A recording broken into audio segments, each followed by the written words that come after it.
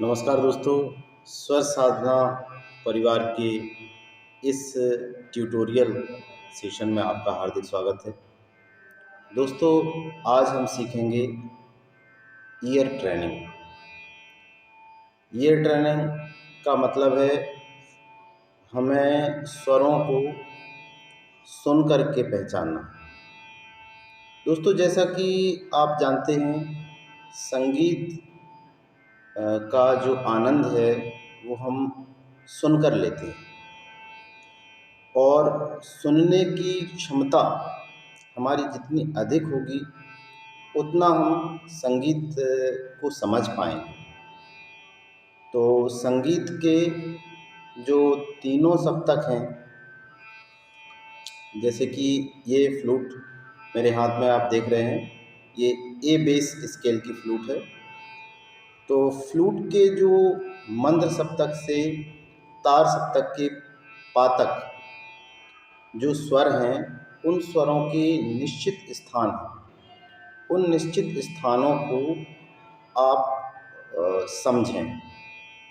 और जैसे कि जो मिडिल ऑक्टेव का सा होता है, जिस स्केल की फ्लूट होती है, मिडिल ऑक्टेव का सा के नीचे के स्वर और मिडिल ऑक्टेव के सा के ऊपर के स्वरों को आप पहचानें। सभी के स्वर स्थान निश्चित होते हैं।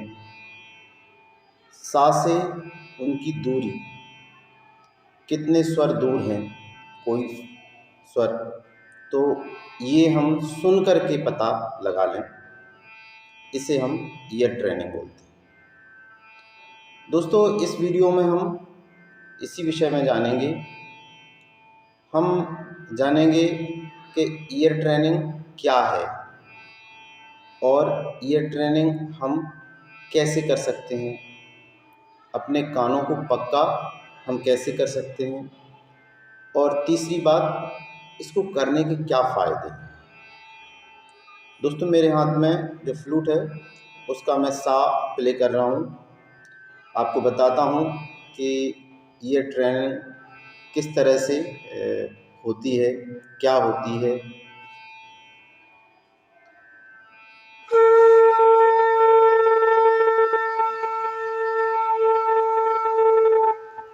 ये इस स्केल का आधार स्वर है, रूट नोट है। इसको हम प्ले करेंगे, तानपुरा भी इस पर हम सेट करके बजाएंगे।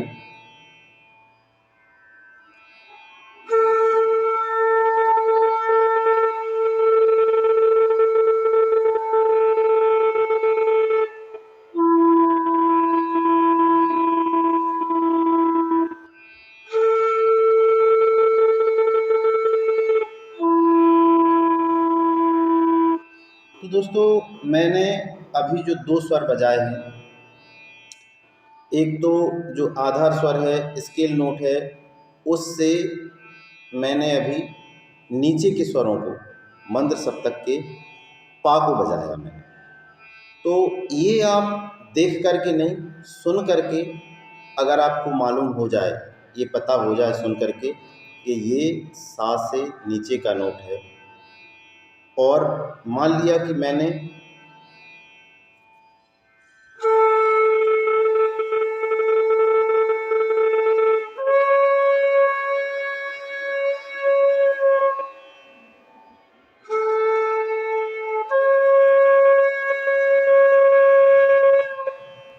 तो आपको सुन करके ये पता हो जाए कि ये सा के ऊपर का नोट है।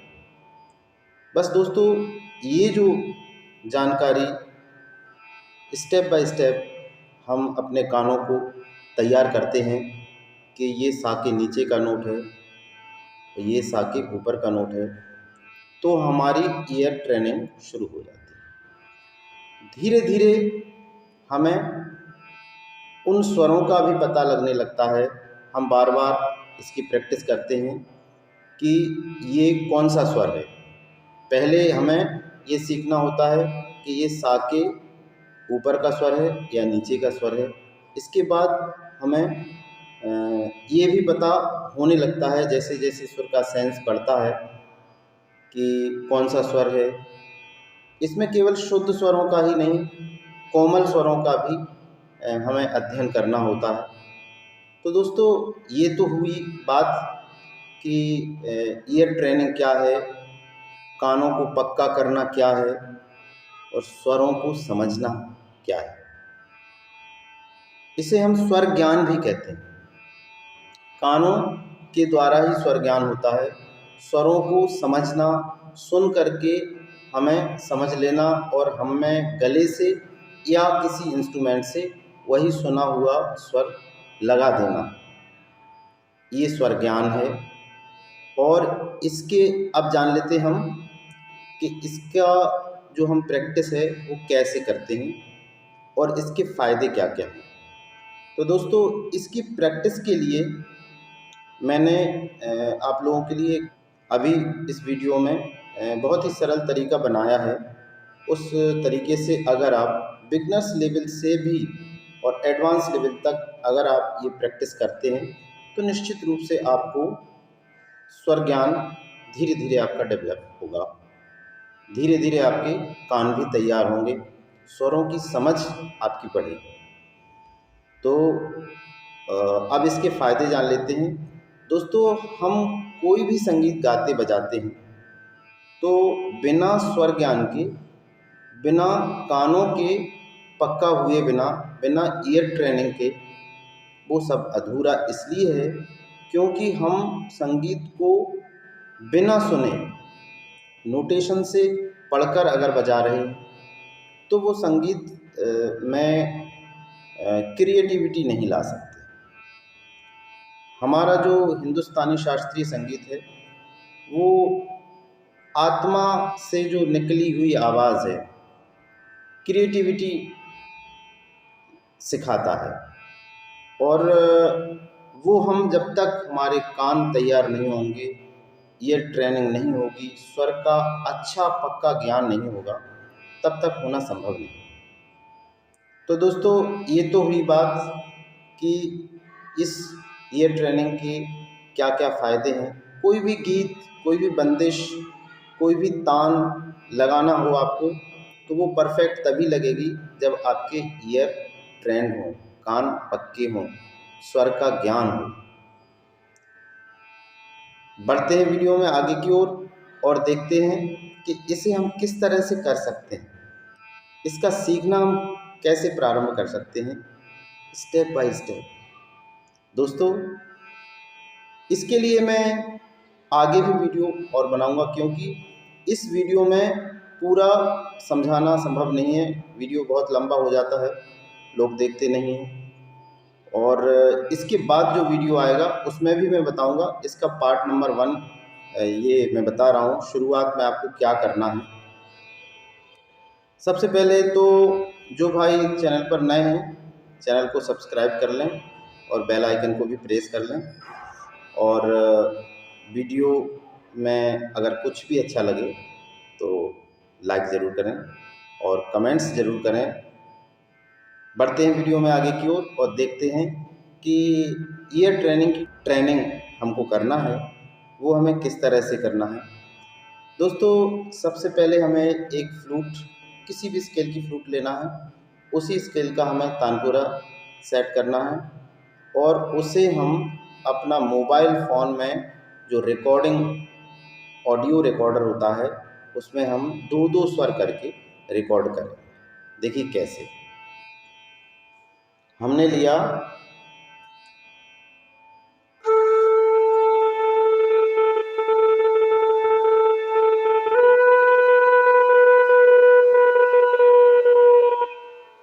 ये दोनों सुर बजाए मैंने, इन दोनों स्वरों को आप एक फ़ोन में रिकॉर्ड कर लीजिए और ऑडियो रिकॉर्डर में, और उसे इतना बजाने के बाद बंद कर दीजिए और उसमें आप लिख लीजिए उसका जो टाइटल है ऑडियो का, सा रे। इसी तरह से हम अब दूसरा कोई रैंडमली कोई भी स्वर हम बजाएंगे, लेकिन आधार जो स्वर है वो ज़रूर बजाएंगे। पहले सा बजाएंगे, इसके बाद हम दूसरा कोई नोट बजाएंगे। उस नोट को हमें पहचानना है। वो रिकॉर्डिंग हम इसलिए कर रहे हैं क्योंकि वो अगले 2-3 दिन बाद उस रिकॉर्डिंग को आप सुनेंगे तो उस रिकॉर्डिंग को आप पहचानना है। दूसरा आप क्या करेंगे, देखिए दूसरा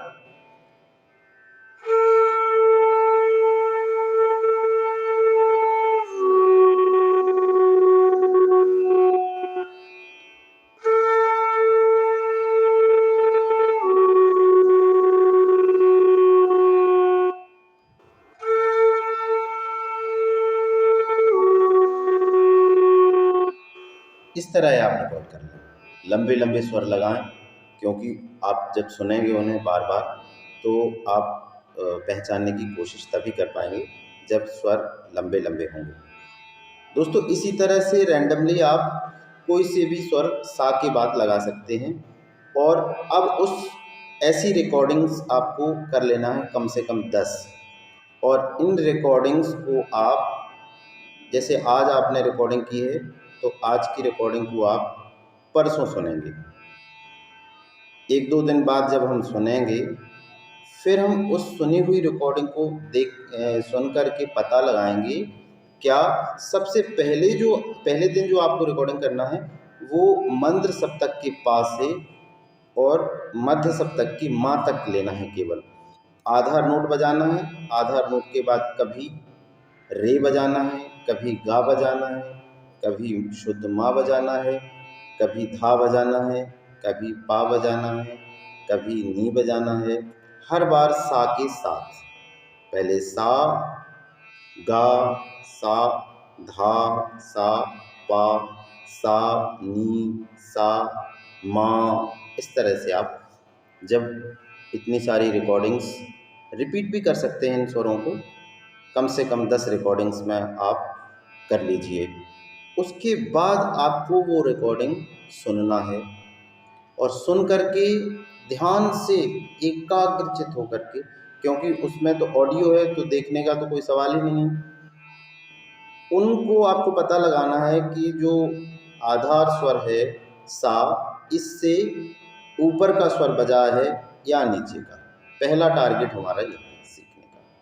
दोस्तों जब हम सरल चीज़ से जटिल चीज़ को सीखते हैं तो वो सीखने का सही प्रोसीजर होता है। तो सबसे पहला टारगेट हमारा यही रहेगा कि हम ये पता लगाएंगे कि सा के ऊपर का स्वर बजा है या सा के नीचे का स्वर बजा है। ये आप अच्छी तरह पता लगा लेंगे, क्योंकि आप ऑडियो में लिखते जाएंगे ऑडियो के टाइटल पे जो आप रिकॉर्ड कर रहे हैं, और उसके बाद उसको सुनेंगे बिना उसको देखे हुए कि आपका सा गा बजा है या सा मा बजा है। बिना उसको देखे सुनेंगे आप और आप पहचानने की कोशिश करेंगे।